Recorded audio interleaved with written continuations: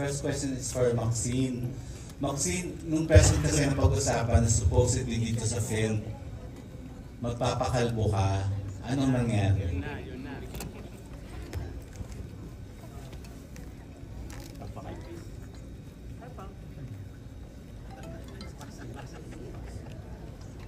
Hello, good afternoon everyone. I am Maxine Trinidad Polen. Going back with the question, sa magpapakalbo po, it was already an original plan, but also there's like a sudden changes sa production na talagang kinakailangan na meron pa talaga akong hair kasi may kailangan pa kaming i-finalize regarding with that. So, kaya what do you call this? They accept.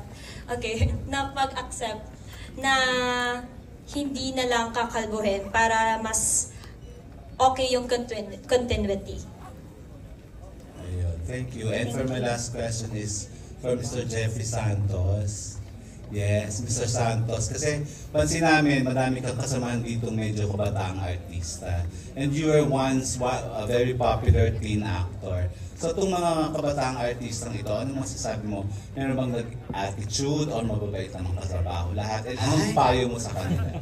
Well, hindi naman lahat kami magkakasama sa eksena. So the actors and actresses that I acted with, collaborated with, ang isang eksena naman talaga sa collaboration, di ba? So hindi gaganda ang eksena kapag iwang kasama mo sa loob, hindi umaarte ng maganda. So sa nakikita ninyo sa pelikula mamaya, lahat ng eksena namin are well executed. So I could very well say, with all confidence, na lahat ng co-actors ko dito are more than great pagdating sa acting. Advice mo sa Just mga younger keep your feet down, yun lang. Just keep yourself grounded, yun lang. Ayun. Thank you and congratulations. Salamat po, Mr. Gonzales. Next, Mel. Sino na nga numbers? Congrats everyone. My question goes to Martin and Paolo. Anong na-realize nyo sa pagpupulis nung ginagawa nyo na kumpara sa nung binabasa nyo pa lang yung script? Siguro after kong gawin yung movie, mas na-realize ko yung kung gaano kalaki yung isinasakripisyo ng mga police. Kasi isipin mo yung oras nila sa pamilya nila, isimula nang pumasok pa lang sila sa pagiging police, yung training na pinagawa nila physically nakakapagod. Tapos yung sakripisyo na mahiwalay sila sa pamilya nila. And yung commitment na ibibigay nila, yung buong buhay nila para sa bayan, para sa kaligtasan ng bayan. So, isang malaking bagay yun. Isang malaking commitment yun. Paolo?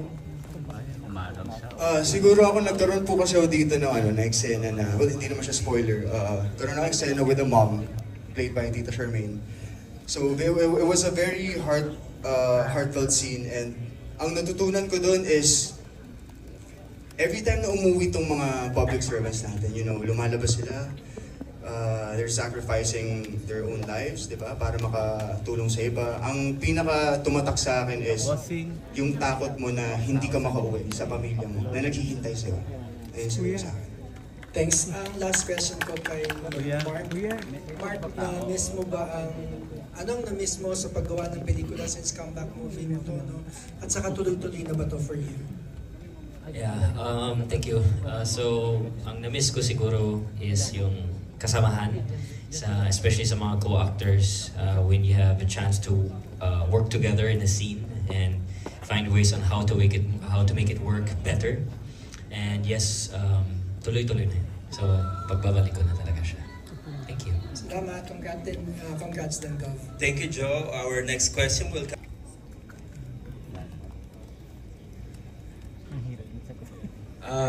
Siguro ako sa career ko kasi madalas mga edgy roles, mga nakuha kong roles, mga kontrabida roles. Siguro past 4 projects ko, lagi ako naghahasik ng lagim sa TV man o sa movie. So dito naman, kaya special to sa akin kasi dito naman, tagapangalaga ako ng kaligtasan. So hahangaan ako, yung character ko dito bilang Lieutenant Mapa ay tatangkilikin ng mga tao, someone na ilo-look up ng mga tao. Hindi katulad ng mga bastos na ginagawa ko. Mabuting tao ito, no? Siguro po sa akin, syempre, marami pong mga action na pelikula. Maraming action movies na nandyan. And masasabi kong itong pelikula na to ay landmark sa aking careers because syempre, kahit action yung iba and action din to, ito may kanya-kanyang kwento. So, hindi lang ito tungkol sa fire department. Hindi lang ito tungkol sa mga police. Hindi lang ito tungkol sa mga jail guards. So, tungkol siya sa samahan ng mga apat na to. At kung paano sila magtulungan laban sa yung mga magiging challenges ng mga bida dito sa pelikula. Ayan. Si Director JR, ang laki ng cast ng movie mo, no? So, how are you able to gather this big cast? At saka, anong challenge ng producing, directing a movie with such a huge cast? Okay. I would like to take this opportunity to all of the supporters, especially from Philippine National Police, former Chief PNP Romel Francisco Marbel, sir, and the OLCFI, PNP of OLC Foundation Incorporated. Sila po kasi yung talaga yung tumulong when it comes to, kasi hindi natatapos yung pelikula. Pag meron kang budget, sige, gawin mo yung pelikula. Pero paano mo yung marketing, no? So, we need to have a market since our Philippine cinema is very, hindi naman dying, but mahirap na talagang i-market ngayon dito sa local. So, that's why we tap the organization, we tap the supporters, no? PNP especially, and the Philippine Public Safety College. Palakpakan natin. Nandiyan po si Police Brigadier General Ferdinando Sevilla, President. Tsaka nandiyan din po yung Bureau of Fire, no? Yung ating Bureau of Fire, no? Mahirap gumawa ng ganitong pelikula. Tama ka ni Stores, napakalaking movie, napakalaking pelikula. Hindi ito nakagawa ng ibang sigurong director or ibang production, pero kami lang po. At kung hindi dahil kay Governor Chavit Singson, hindi po maging pelikula ito. God, maraming salamat sa pag-support, no? Sa pag-tiwala sa amin, dahil hindi lamang biro ang cost ng pelikulang ito. Kay Ma'am Stephanie Singson, maraming salamat din po sa pagbantay sa aming pelikula. Napakalaki, tama kayo, napakalaking pelikula. You can see the production value later. Tapos, yung cast naman, napakadami. Almost 30 yung aming cast dito. So, kasama po yung mga special roles natin, mga nasa 1,000 po. Kasama po yung mga roles natin, yung mga PNP. At pasalamatan ko yung ating cast dito na nandito ngayon, yung ating QCPD SWAT team. Andiyan sa likod. Sila po ay ang team din Ricky Mapa. Isang tayo lang naman dyan. Okay, dito po yung team leader nyo. Ikwento ko lang ng konti lang. Dahil kung hindi dahil kay OLCFI, hindi kami maglalakas loob na gawin yung pelikula kasi wala kaming contact, wala kaming connect. Hindi namin alam kung paano ipanood dito sa kapulisan. Kung hindi dahil kay PPSC, hindi namin alam paano gawin yung cadet story ng Bureau of Fire. Kung hindi dahil kay Bureau of Fire, hindi kami makakapag-shoot with fire truck, no? Tsaka yung mga sunugsin namin. So, napakahirap. Pero with that, napakagaling naman yung aking mga artista dito. Although, mga veterano na yung nandito, Simon Ibarra, yan, si Jeffrey Santos. We have there, meron pa tayong cast dyan sa taas. Meron tayong Dindo Arroyo. At meron tayong Mark Newman. Siyempre, patayuin natin yung anak ni Gov Chavit Singson, si Christian Singson, ang isa din sa lead cast ng ating pelikula. And siyempre, yung ating support, no, na maraming umarte, maraming yung ating mga veterano like Lovely Rivero. Nandiyan sila, nandiyan si Sherman Santiago, nandiyan si Lance Lucido, si Sir Director Romeo Magsalos. Sir, maraming salamat. Talagang magaling, no? Magaling itong umarte. Mamaya po makita natin. Devon Siron, Alex Medina, nandiyan po, no? Bella Thompson, Rob C. At andito yung mga foreign actor natin sa Hiljikans. Yung ating influencer, 15 million followers or 10 million sa BAW, no? At meron tayong, meron tayong isa pa dito, si Prince Danjuma. Marami. Taik Sanchez, ang dami talaga. And lahat po ng mga generals na sumuport sa amin from EOD-K9, HPG, Maritime Group, Forensic, ang dami po, makikita kayo dito. Kaya sabi ganun, the production value itself, very, kumbaga, ngayon lang siguro ito nangyari. Pero sa shooting, talagang mahirap talaga because we have Eddie Garcia Law, kailangan namin sumunod.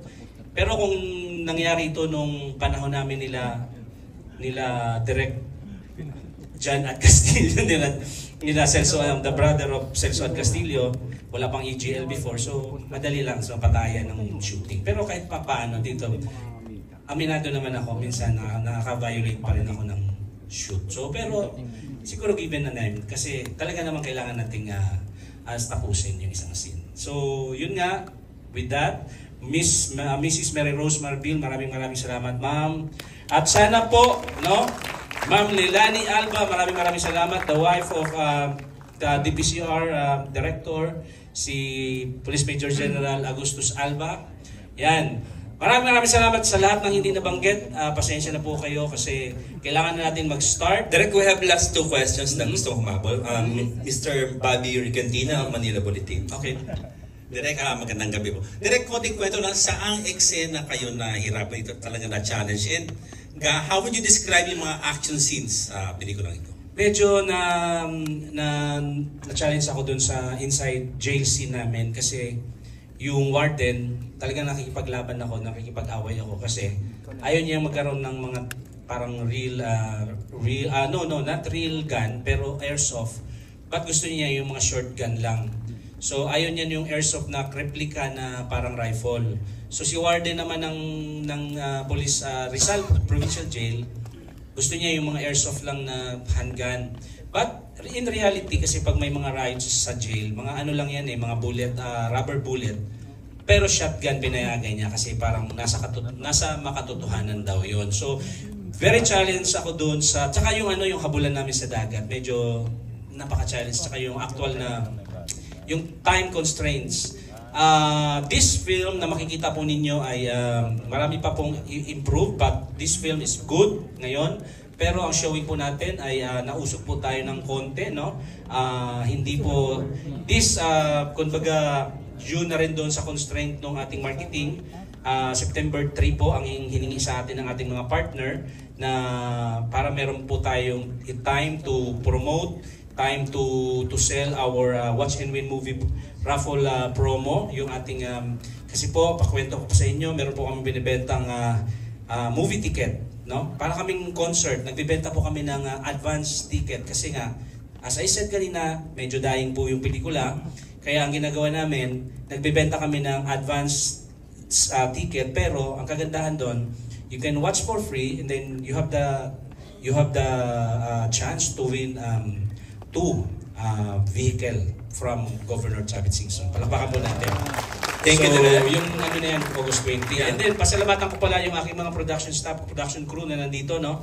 Siyempre, yung Outpost Visual Frontier, Jantan, maraming salamat. Sila po yung nagpuyat.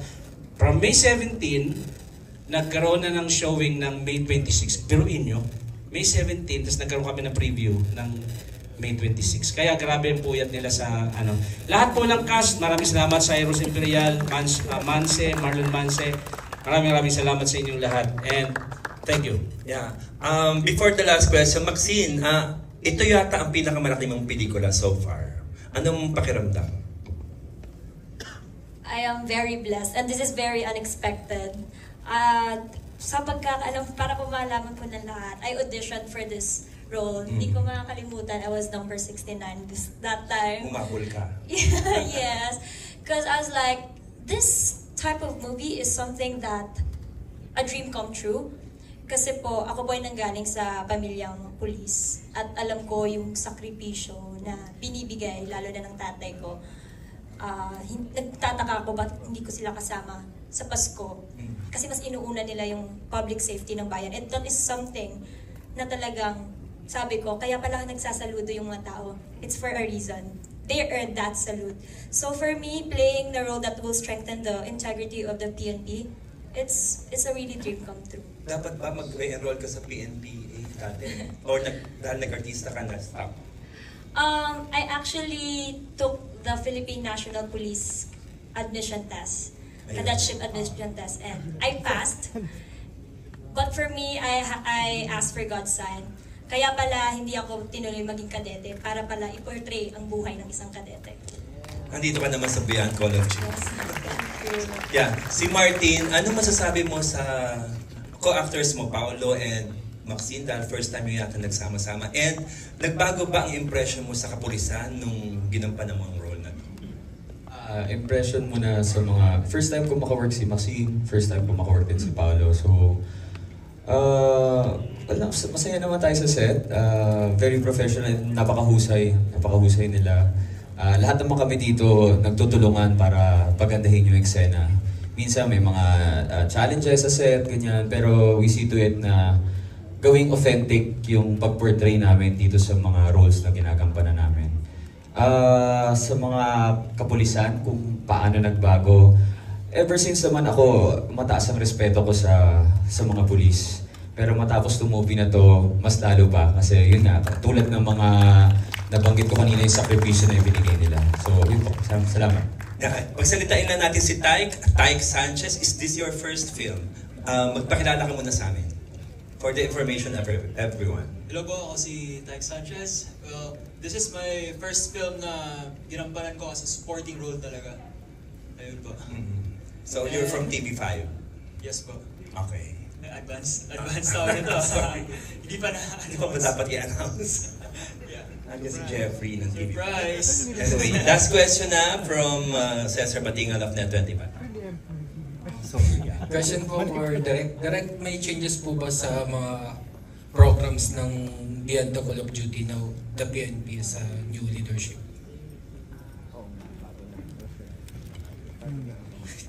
How would new leadership, yung changes ng...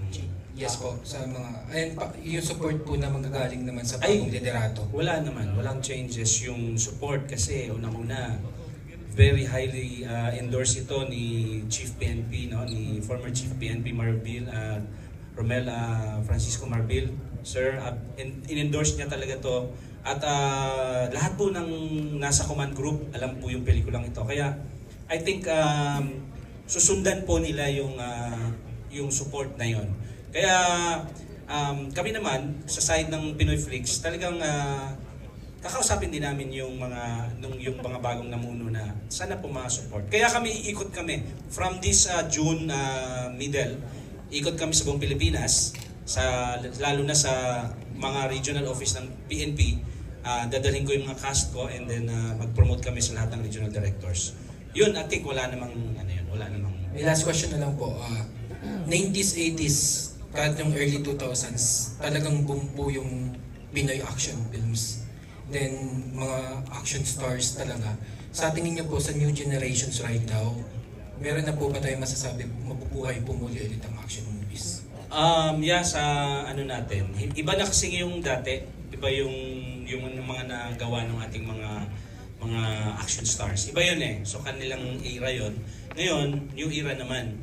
So sa tingin ko, kaya na ng kahit sino, basta artista ka, kaya magkampanan yung role mo. Yun lang. Thank you.